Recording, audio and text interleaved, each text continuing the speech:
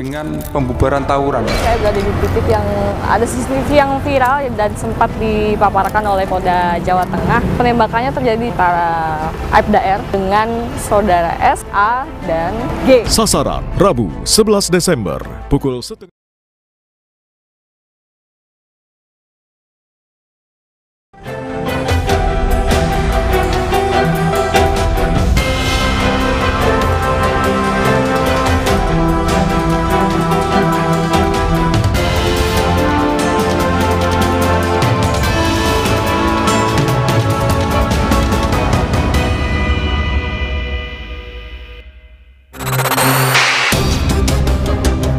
Akhirnya kita merumuskan satu kebijakan baru yang belum pernah kita lakukan sebelumnya. Dalam istilah hukum pidana disebut dengan pemindahan narapidana atau bahasa Inggrisnya transfers of prisoner. Apakah Filipina sebagai sebuah negara yang sudah menghapuskan hukuman mati bisa menjalankan atau menghormati dalam konteks menjalankan putusan hukuman mati itu di Filipina? Ini diskresi presiden, karena belum ada aturan detail yang melarang dan membolehkannya kan. Kita tidak usah dibawa ke ranah politik ini, tidak usah.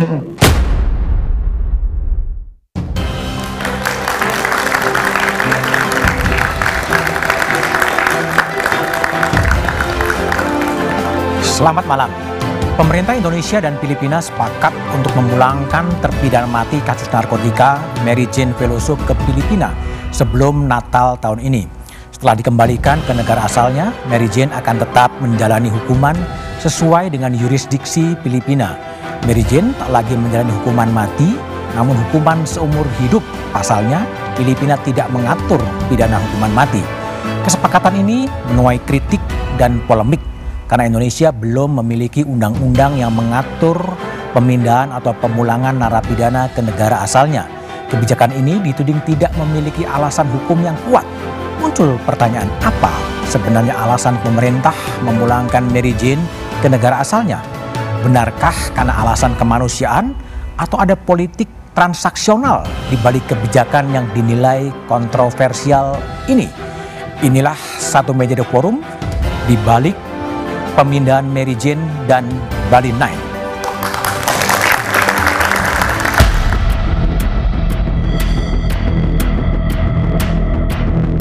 Menteri Koordinator Bidang Hukum, HAM, Imigrasi dan Pemasyarakatan Yusril Iza Mahendra menandatangani kesepakatan dengan Wamen Departemen Kehakiman Filipina, Raul Vasquez, terkait pemindahan narapidana kasus narkoba Mary Jane Veloso ke Filipina.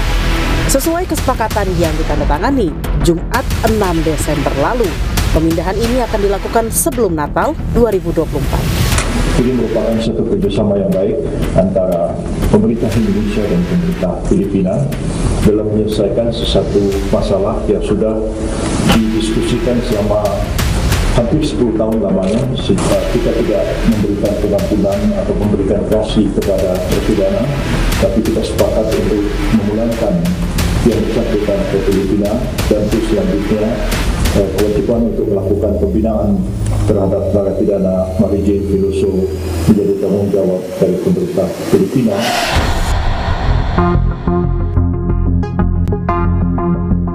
Wakil Ketua Komisi 13 DPR RI Andreas Hugo Pareira mengatakan belum ada payung hukum yang menjadi dasar pemindahan napi yang menjalani pidana di Indonesia ke negara asal. Pemindahan warga binaan atau pemindahan narapidana antar negara ini gitu, bahwa itu dimungkinkan gitu karena atas pertimbangan kemanusiaan, ada pertimbangan hubungan diplomasi antar negara. Tetapi selama itu belum ada payung hukumnya, bagaimana pelaksanaannya gitu.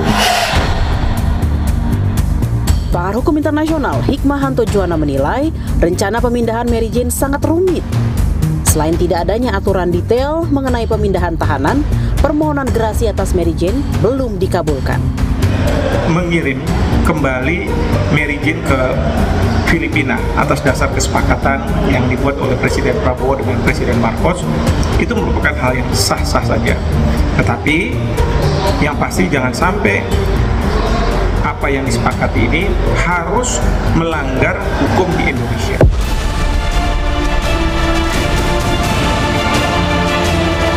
Sebelumnya, Mary Jane divonis hukuman mati setelah ditangkap di Bandara Adi Sucipto, Yogyakarta pada April 2010 dengan barang bukti 2,6 kg heroin di dalam kopernya. Selain Mary Jane, ada juga terpidana narkotika asal Australia atau dikenal dengan kelompok Bali Night yang juga akan dipindahkan ke negara asalnya dari lapas Bali. Dari 9 orang terpidana seumur hidup, kini tinggal tersisa 5 orang yang akan menjalani hukuman di Australia jika pemerintah Australia menyepakati ketentuan dan syarat yang diajukan pemerintah Indonesia. Benarkah pemindahan terpidana narkotika di awal masa pemerintahan Prabowo Subianto ini sebuah langkah pro kemanusiaan dan HAM? Atau justru ada politik transaksional di belakangnya?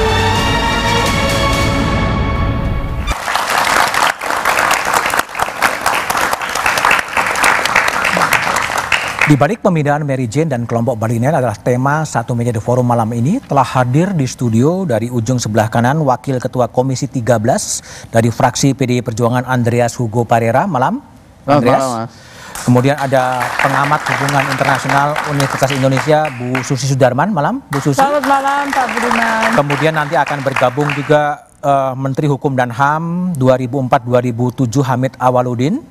Dan masih menunggu, sedang dalam perjalanan ke studio. Kemudian juga Ketua Komisi 3 DPR dari fraksi Partai Gerindra Habibur Rahman yang pada awalnya sudah bersedia untuk hadir tapi tiba-tiba berhalangan. Dan melalui sambungan Zoom ada Duta Besar Indonesia untuk Filipina Pak Agus Wijoyo. Pak Agus, selamat malam. Selamat malam. Ya, sehat Pak Agus ya? Alhamdulillah. Oke, sehat. Saya ke Pak Agus dulu. Pak Agus, sejauh mana persiapan dari KBRI gitu untuk menunggu pulangnya Mary Jane dari Yogyakarta, Jakarta kemudian ke Manila? Kami tidak ada arahan sama sekali untuk membantu perpindahan itu, sehingga juga tidak ada hal-hal yang dapat kami lakukan. Oke. Tidak ada arahan berarti selama ini KBRI juga tidak terlibat dalam negosiasi dengan pemerintah Filipina gitu Pak Agus? Sama sekali tidak, karena itu adalah langsung antara Department of Justice ya, di Filipina dengan Kemenkokumham atau menteri terkait yang ada di Indonesia. Artinya KBRI Indonesia di Filipina sama sekali tidak tahu menahu gitu ada proses perundingan untuk pemulangan Mary Jane dari Yogyakarta ke Manila? Tidak ada arahan. Dan tidak terlibat sama sekali? Tidak terlibat sama sekali, ya. Kalau data yang ada, apakah juga ada warga negara Indonesia yang terkena kasus hukum di Manila gitu sampai sekarang? Sampai sekarang tidak ada. Mungkin ada kecil-kecilan itu mungkin yang tersangkut buku ya, tapi itu tidak merupakan yang tersangkut kasus hukum besar setingkat seperti Mary Jane di Indonesia. Jadi tidak ada. Oh, jadi bukan dalam artian ini semacam pertukaran narapidana ya. Jadi Mary Jane memang dipulangkan langsung, tidak berarti kemudian ada juga negosiasi untuk memulangkan warga negara Indonesia di Manila yang tersangkut hukum ya, Pak Agus? Karena sepanjang pengetahuan saya, di Filipina tidak ada warga negara Indonesia yang tersangkut masalah hukum seberat Mary Jane tersangkut masalah hukum di Indonesia. Oke, baik Pak Agus. Nanti kita coba ke studio dulu ya. Pak Andreas, Anda juga kelihatannya agak keberatan dengan rencana pemulangan Mary Jane dari Yogyakarta ke Manila. Apa sebenarnya dasarnya? Ya, sejak berita ini atau muncul ke publik, saya mengingatkan gitu. Saya mengingatkan bahwa ya hal yang berkaitan dengan pemindahan ya narapidana atau mereka yang terhukum di Indonesia ke negara lain itu selama ini belum ada dasar hukumnya. Belum ada dasar hukumnya. Ada dasar hukum. Memang di Undang-Undang Pemasyarakatan nomor 2 tahun 2022 itu memang tentang pemasyarakatan ini memang pemindahan narapidana ke negara lain itu memang dimungkinkan. Di pasal 45 ayat 1 itu disebutkan bahwa dalam hal tertentu narapidana dapat dipindahkan ke negara lain berdasarkan perjanjian antar negara gitu, bisa bilateral, bisa multilateral. Dan di ayat berikutnya itu ditegaskan bahwa ketentuan mengenai pemindahan narapidana sebagaimana dimaksud pada ayat 1 itu diatur dengan undang-undang. Nah, undang-undangnya itu yang belum ada gitu. Nah, oleh karena itu ya saya kira ya sebaiknya kita membuat undang-undangnya dulu baru kemudian kita melakukan itu sehingga pelaksana di tingkat bawah ketika kebijakan itu dibuat, pelaksana di tingkat bawah tentu di sini Dirjen Imigrasi dan Lapas kita sekarang dan ya perangkat-perangkatnya mempunyai dasar untuk ya melakukan pemindahan itu gitu. Jadi ini sebenarnya yang menjadi pertanyaan saya gitu yang saya sampaikan ke publik ya berkaitan dengan kebijakan ini gitu. Apakah kemudian Andreas melihat ada policy yang berubah ketika Presiden Jokowi kan tahun 2014 menolak ya gerasi dari Mary Jane dan juga termasuk dipulangkan ke Manila. Ini ada policy yang kemudian berubah ya? Ya jelas ya, ini kan pasti kan kasus Mary Jane ini kan kasus yang sudah berkekuatan hukum tetap gitu. Bahkan dia dipidana dengan pidana hukuman mati gitu. Nah, sehingga sebenarnya ini sudah mempunyai kekuatan hukum dan mereka yang siapa saja itu kan di KUHP kan ada siapa saja melakukan tindakan pelanggaran hukum di Indonesia itu diperkarakan di Indonesia, diproses di Indonesia dan dipidanakan di Indonesia gitu. Jadi kalau kita melakukan ini ya kita melanggar hukum kita sendiri gitu. Melanggar hukum kita sendiri? Iya, melanggar hukum kita sendiri. Meskipun berkaitan dengan ini ada dasar, ada bisa pertimbangan kemanusiaan. Itu sangat memungkinkan itu. Terus kemudian ya pertimbangan diplomasi antar negara dan sudah banyak kasus juga gitu. Ada konvensi misalnya konvensi di antar negara-negara European Union itu ada kesepakatan multilateral yang memberikan kemungkinan untuk terjadinya transfer of sentence person ini atau transfer pemindahan dari mereka yang terhukum. Dan itu negara-negara lain pun ikut joint agreement di dalam dengan apa yang sudah dilakukan oleh negara-negara European Union. Juga di Amerika. Amerika dengan beberapa negara juga melakukan kesepakatan dan kemudian diikuti oleh negara-negara tetangga. Puerto Rico ada beberapa negara yang juga ikut di dalam agreement itu gitu. Oke, baik. Bu Susi Sudarman, tadi kalau kita dengar penjelasan dari Pak Agus Wijoyo sebagai Duta Besar Indonesia di Manila, KBRI sama sekali tidak terlibat dalam konteks pemulangan Mary Jane Veloso dari Indonesia ke Filipina. Apa yang Bu Susi bisa lihat? Saya profesinya hubungan internasional. Jadi saya meluaskan sedikit visi ini sebagai side payments untuk inovasi Prabowo dengan Cina dengan joint statement itu. Karena apa yang dilakukan dalam joint statement itu melanggar kesepakatan antar negara ASEAN. Jadi Prabowo harus berpikir untuk memberikan side payments kepada Filipina supaya tidak marah. Salah satunya adalah ini. Kalau Bali 9 supaya kelompok AUKUS tidak marah juga terhadap perubahan pengakuan atas 9 Dash Line. Kalau saya melihatnya itu. Jadi dalam diplomasi itu bisa aja side payments itu berupa sesuatu yang original, yang mengagetkan gitu ya. Jadi ada barter ya, semacam barter gitu? Semacam barter untuk memuaskan kalangan ASEAN yang bingung melihat Indonesia. Kenapa tiba-tiba berkompromi dengan Cina padahal semua sepakat bahwa Filipina harus dilindungi karena dia diambil wilayahnya oleh PRC. Oke, jadi bagaimana kemudian jalan keluarnya? Apakah betul ada barter di balik pemulangan Mary Jane Veloso ke Manila? Nanti kita coba dengar pandangan dari mantan Menteri Hukum dan HAM Hamid Awaludin setelah jeda berikut ini.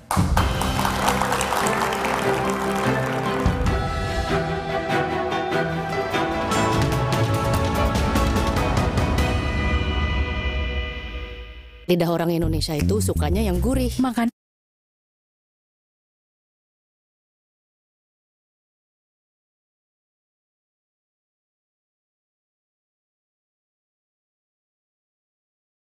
Pemerintah Indonesia bersepakat dengan pemerintah Filipina untuk mengembalikan terpidana mati kasus narkotika Mary Jane.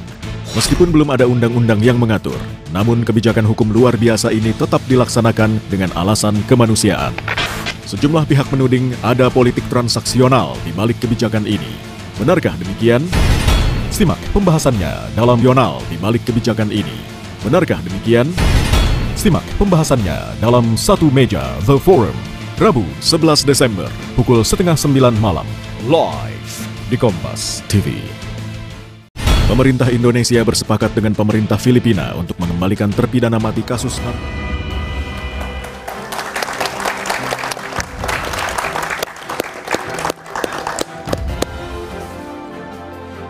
Oke, masih bersama saya Budiman Tandurjo di Satu Meja The Forum. Di studio telah hadir Menteri Hukum dan HAM 2004-2007 Hamid Awaludin.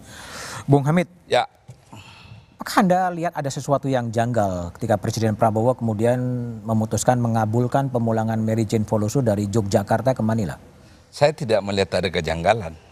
Karena transfer of prisoners itu hal lazim dilakukan di seluruh dunia oleh semua negara. Motifnya itu kan selalu dua, kemanusiaan dan hubungan baik kedua negara. Saya selalu berpikir positif.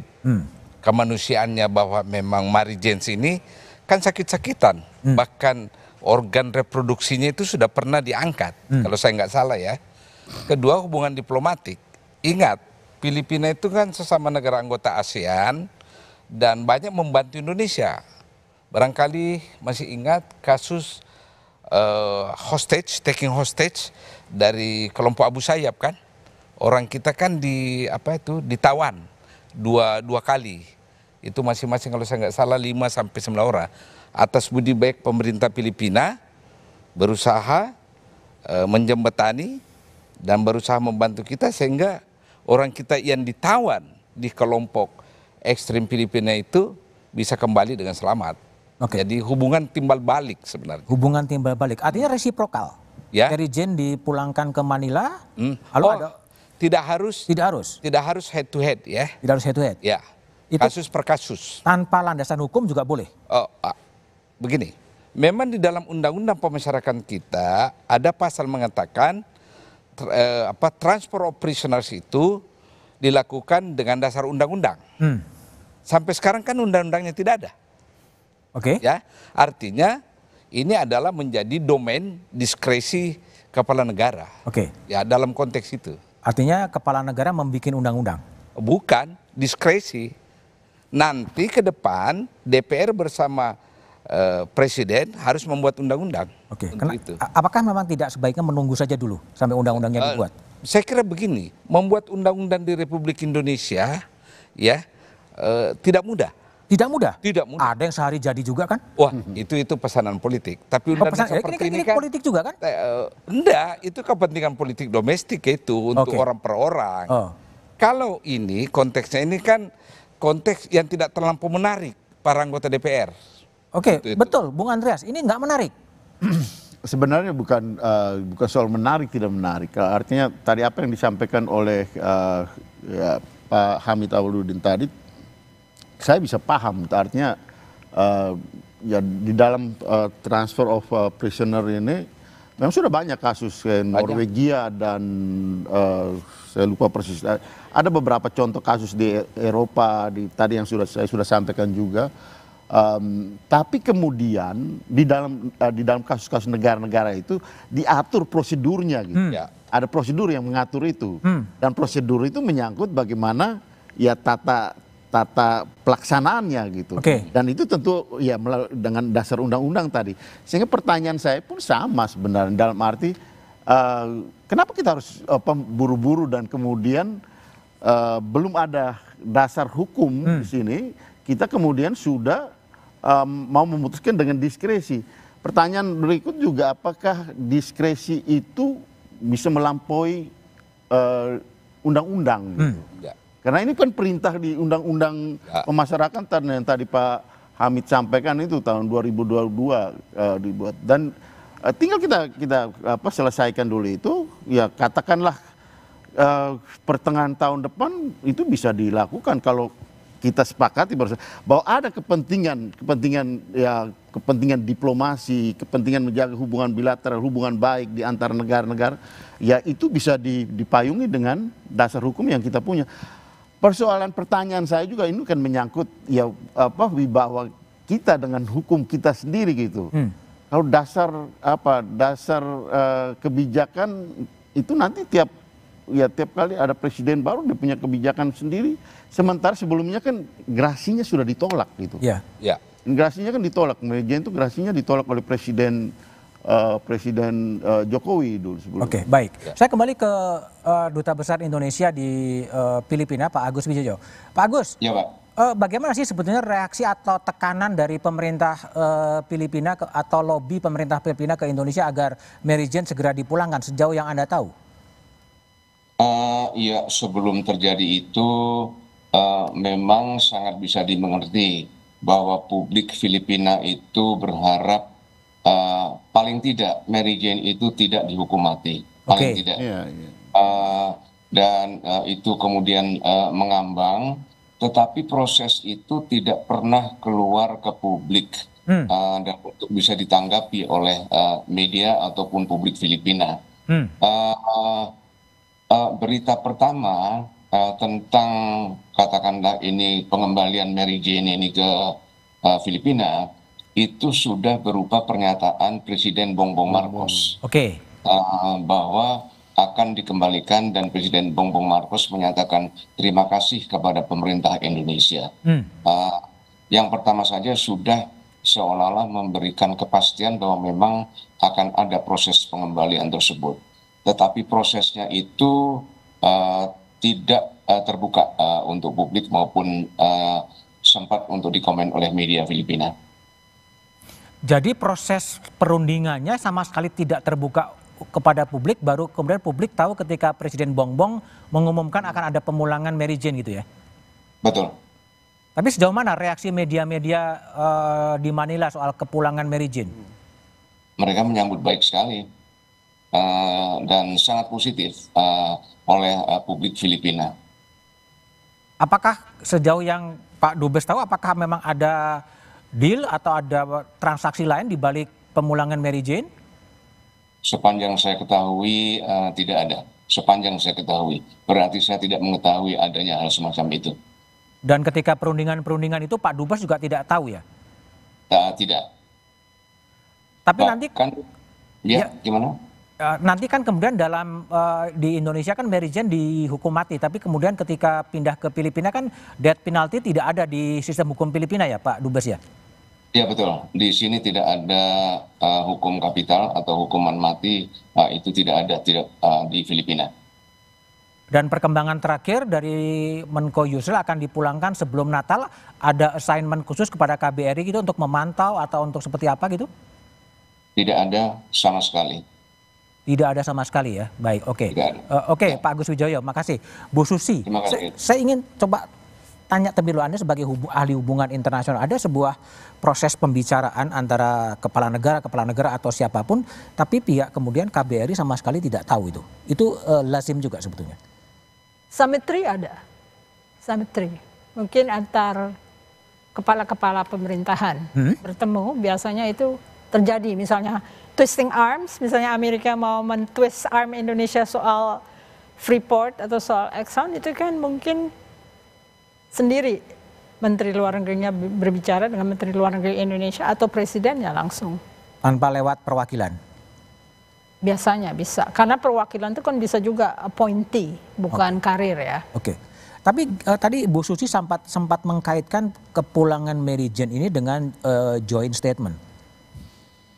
Ya, karena sebetulnya saya melihat itu sebagai sesuatu yang fundamental, karena dalam diplomasi itu ada negosiasi dan bargaining.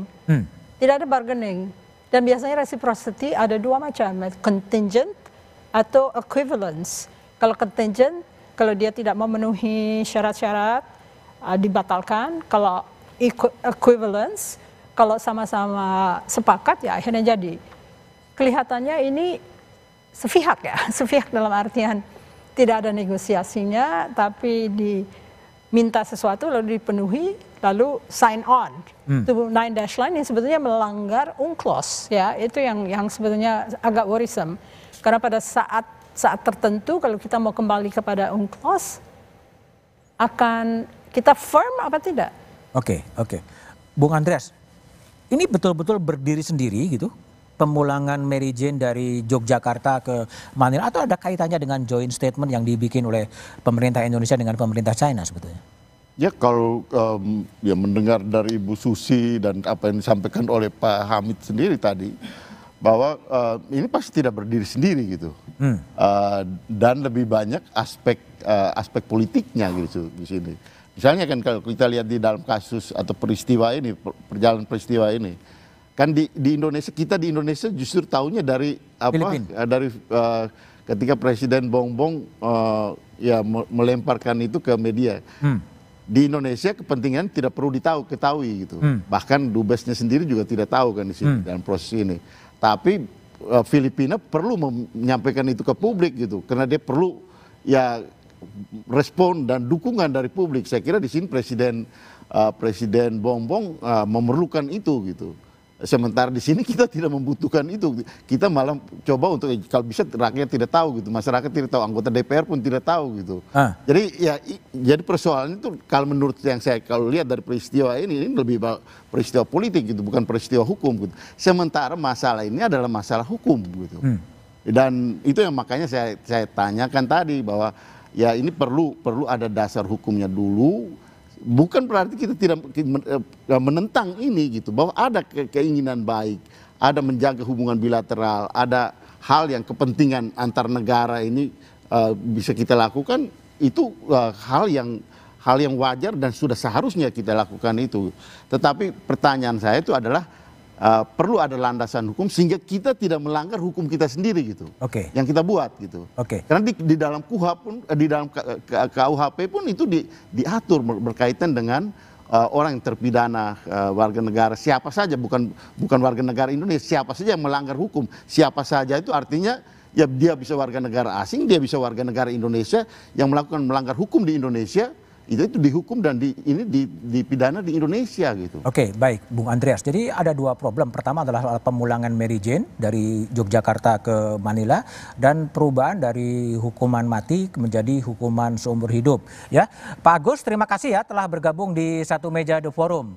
Kita lanjutkan bagaimana diskusi perubahan dari hukuman mati ke hukuman seumur hidup setelah jeda berikut ini.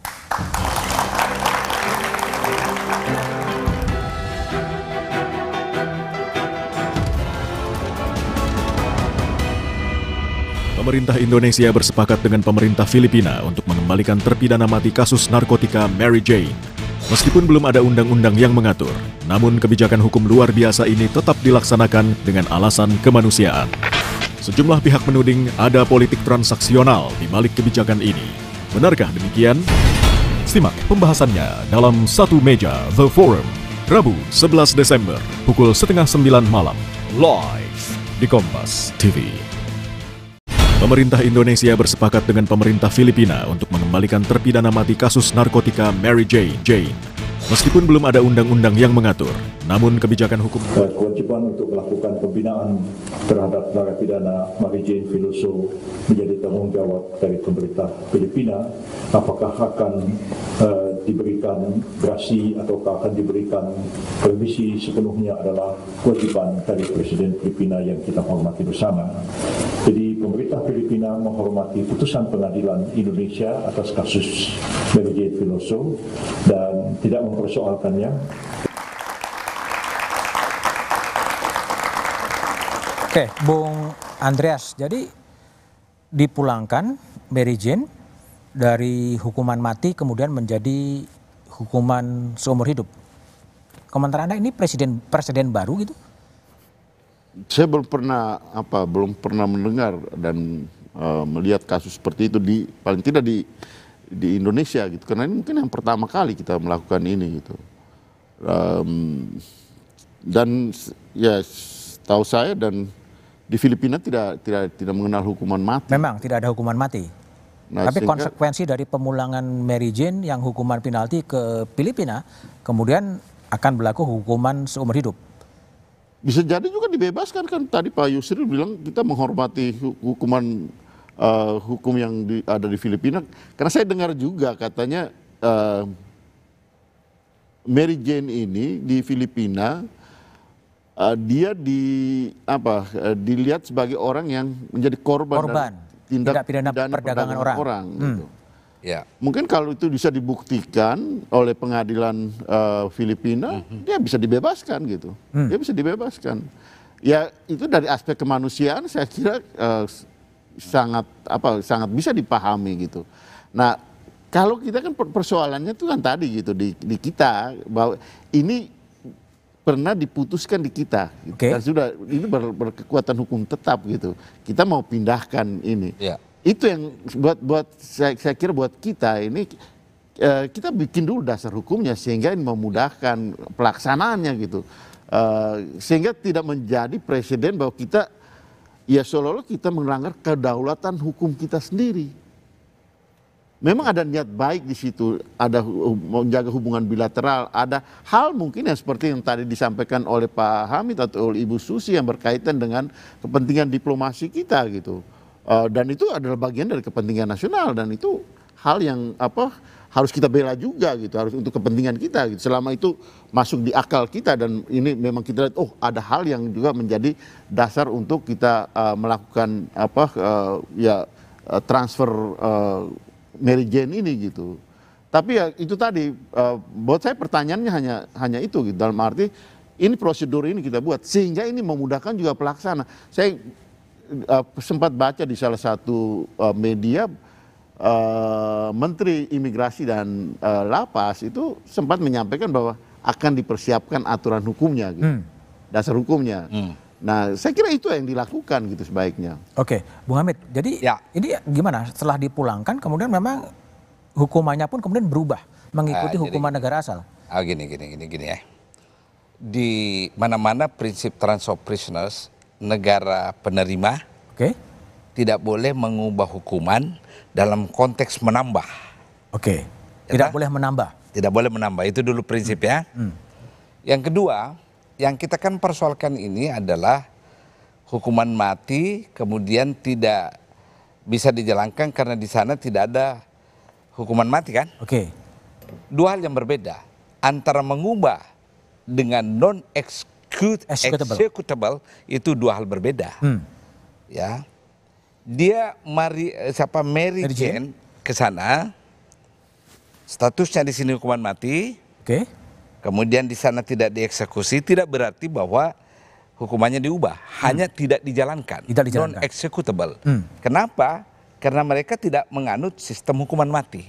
Itu dulu penegasannya ya, bahwa Mary Jane tidak bisa dihukum mati karena sistem hukuman mati di tempat itu, jurisdiksi di mana dia berada tidak menganut itu. Ya. Yang kedua, menurut saya Mary Jane kita harus lihat dari perspektif betul-betul kemanusiaan. Kalau saya, karena saya dengar dari penjara dia sudah berkali-kali sakit dan sakitnya itu tidak bisa ditangani di penjara kita. Ya, kemudian beban psikologisnya bertambah lagi karena kedua orang tuanya tidak bisa datang menjenguk dikarenakan faktor ekonomi.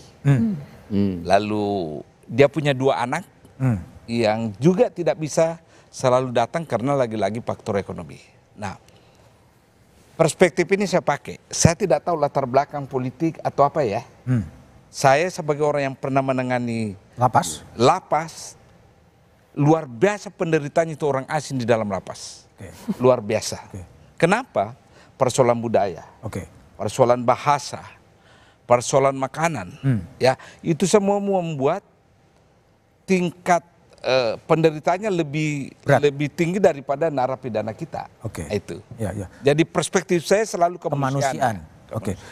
Bu Susi, kalau ini kemudian berjalan dan kemudian mulus tanpa ada sebuah aturan, apakah nanti ini akan menjadi sebuah presiden baru yang akan terjadi? Mungkin memang presiden ini adalah presiden yang mau berinovasi. Tidak ingin mengikuti aturan-aturan hukum. Ternyata dia kan terlihat. Kalau di Cina dia bilang begitu, di Amerika dia rubah lagi kata-katanya. Jadi sangat unpredictable dan tidak bisa dipegang gitu ya. Jadi kemungkinan dia kreatif dalam artian apakah itu akhirnya membawa bahaya atau tidak, itu tinggal kita yang merasakan. Tapi bukankah tadi ada conflicting of law ya? Satu mengadopsi hukuman mati, satunya kemudian tidak, dan dalam konteks hubungan internasional akan seperti apa dikompromikan itu nanti? Hukum internasional biasanya mengenai hal-hal yang lebih dari pertukaran prisoners ya, pertukaran, kecuali itu POW misalnya. Jadi jarang membahas masalah-masalah individual seperti begini. Jadi setelah kemudian Mary Jane dipulangkan ke Malaysia, kemudian muncul lagi permintaan-permintaan kepada pemerintah Indonesia, termasuk dari pemerintah Australia soal pemulangan kelompok Bali 9 ke Australia. Setelah itu akan seperti apa? Kita ikuti setelah jeda berikut ini. Masih bersama saya Budiman Tanurjo di Satu Meja The Forum. Hamid Awaludin. Setelah Mary Jane kemudian akan bergelombang permintaan dari Australia, permintaan dari Prancis untuk juga memulangkan terpidana narkotika yang dihukum di Indonesia. Saran Anda gimana? Apakah juga akan diikutin saja dipulangkan atau supaya kita tidak berdebat lagi ya soal dasar hukum ya. Jadi pelajaran ini Mary Jane. Ya. Pak Andreas, Komisi 13 segera selesaikan itu hukum tentang transfer operasional. Ya, jangan lagi lakukan sebelum ada dasar undang-undangnya, daripada kita berdebat terus ini. Ya kan? Toh katanya undang-undangnya bisa dengan cepat dilakukan. Ya, buatkan cepat supaya kita tidak tidak menjadi polemik yang berkepanjangan. Ya, harus jelas tertibnya, jelas pengaturannya, dan sebagainya dan seterusnya. Itu yang mengambil inisiatif siapa? Parlemen? Pemerintah? Mestinya pemerintah. Pemerintah. Karena pemerintah selalu melakukan ini. Tidak pernah usul transfer prisoner itu dari Dewan. Dari DPR. Pada undang-undang pemasyarakatan yang memang sudah mengharuskan ada undang-undang pemindahan narapidana. Ya itu salahnya. Kenapa nggak dibuat dari dulu undang-undangnya? Kalau Bu Susi Sudarman lihat, ini kan akan bergelombang nih permintaan-permintaan untuk dari negara-negara luar untuk ya pulangkanlah. Ini sebaiknya memang menunggu saja undang-undang itu ada atau dilakukan dengan pendekatan bilateral agreement antar negara sebetulnya. Jadi kekuatan kita menekan aja, misalnya resiprositas. Kalau equivalence, kalau orang Indonesia mau dihukum gantung di Singapura, harusnya kita bisa tarik. Atau Singapura memberikan goodwill untuk mengembalikan mereka. Tetapi kan kita kurang firm ya, kurang tegas untuk menyatakan kedaulatan kita menyangkut harus goodwill dari negara lain. Jadi contingent, kebanyakan contingent bukan equivalence. Nah, yang harus diperjuangkan di tingkat hubungan internasional adalah kesamarataan posisi. Supaya kalau kita diminta oleh negara lain, kita juga bisa minta dari negara lain ke kita. Tapi nyatanya kan kita selalu kalah di situ. Orang-orang kita digantung di Singapura atau dihukum mati di Saudi Arabia. Itu karena apa? Karena memang kekuatan kita berdiplomasi yang kurang atau apa? Presidennya tidak dihargai mungkin ya. Kalau diplomasi tentunya mereka kerja keras ya. Tetapi masalahnya apakah kita dianggap atau tidak. Kalau misalnya you deal with Americans, Anda tahu persis kalau Anda melakukan sesuatu pasti dibom atau disakiti atau dipelintir tangannya atau diatur supaya diregulate sehingga Anda kesusahan. Oke. Nah kita nggak pakai itu. Misalnya Indonesia dengan Amerika ya, karena bidang saya Amerika. Ada foreign entities of concern itu memelintir kita sampai kita nggak bisa berdagang dengan Amerika Serikat. Kita jarang melakukan itu kepada negara-negara lain. Jadi what's the point? Kayaknya kita selalu harus sopan santun, padahal orang lain tidak santun kepada kita. Tidak melindungi TKI, tidak melindungi orang-orang yang akan digantung karena dianggap mengganggu negara lain. Lalu I think we should start dengan regulasi. Regulasi. Kalau hukum-hukumnya diatur, pegawai negerinya akan ikut, presidennya juga akan ikut, harus keras, harus meregulasi. Kita nggak merasakan ya, hidup di Indonesia ini seperti pemerintahnya tidak begitu peduli terhadap warga negara, tidak peduli apa yang akan terjadi di masa depan. Mereka hanya peduli saya dapat jabatan, lalu saya bisa menyalahgunakan kekuasaan. Nah itu kan sebetulnya artinya kita sebetulnya weak state atau fragile state. Kalau Rothbard bilang fragile state nggak mungkin mencapai tujuannya. Karena fragile itu tidak mungkin dia membuat undang-undang, membuat aturan. Seperti yang saya bilang, kalau kita tidak menyenangkan bagi Amerika, dia buat regulasi agar kita tidak bisa berdagang. Oke, baik, Bung Andreas. Ini kan yang diminta balik kan terpidana narkotika, ya. Mary Jane adalah narkotika, kemudian kelompok Bali 9 juga narkotika, dari Perancis juga kemudian narkotika. Nah kalau ini kemudian dilakukan tanpa ada sebuah dasar hukum, apakah ini juga menunjukkan bahwa bisa menimbulkan persepsi bahwa perang melawan narkotika itu sedikit melembek sebetulnya? Ya itu yang kekhawatiran kita gitu, justru kasus yang terjadi pada Mary Jane ini juga akan dituntut oleh yang lain gitu, atau diminta oleh yang lain gitu. Dan tiap kasus itu akan jadi berbeda-beda, bisa jadi yang ini kita berikan, yang ini sana kita tidak berikan, dan itu ya karena tidak punya dasar tadi gitu. Kalau misalnya kita tidak berikan, mengapa tidak diberikan misalnya gitu. Kenapa yang ini bisa, yang ini tidak bisa? Kan orang lain akan melihat itu, dan dunia internasional akan melihat itu gitu. Dan itu akan menyangkut pada apa yang tadi Ibu Susi sampaikan. Orang akan menganggap kita ya negara yang fragile state. Ya fragile state itu kalau mau dibilang ya kita tidak mempunyai dasar hukum untuk melakukan itu yang berkaitan dengan negara lain gitu. Kenapa? Karena misalnya yang berkaitan dengan transfer of sentence person atau transfer of prisoner ini dengan secara bilateral pun harus ada dasarnya gitu, yang menjadi dasar untuk tiap negara ini melakukan peralihan itu. Kalau misalnya katakanlah kita mau transfer tapi orang itu tidak minta, apakah kita transfer juga gitu? Karena kita tidak bisa. Harus ada permintaan ya. Harus ada permintaan, makanya itu harus diatur. Yang penting adalah ada sebuah kejelasan aturan agar itu dibuat lebih dulu agar semuanya menjadi clear ya. Oke, thank you Pak Andreas, Bu Susi dan Bung Hamid Awaludin.